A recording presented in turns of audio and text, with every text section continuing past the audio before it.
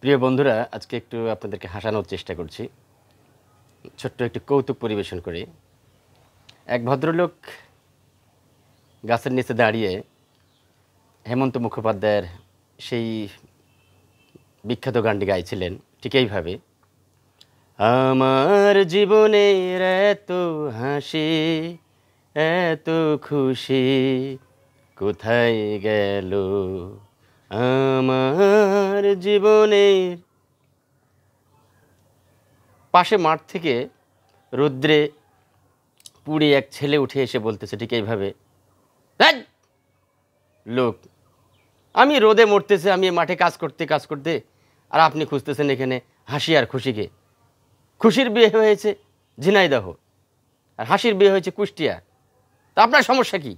ওর ভাইয়েরা যদি জানে আপনার ঠ্যাং ভেঙে হাতে ধরাই দেবে। ধ্যাৎ মিয়া।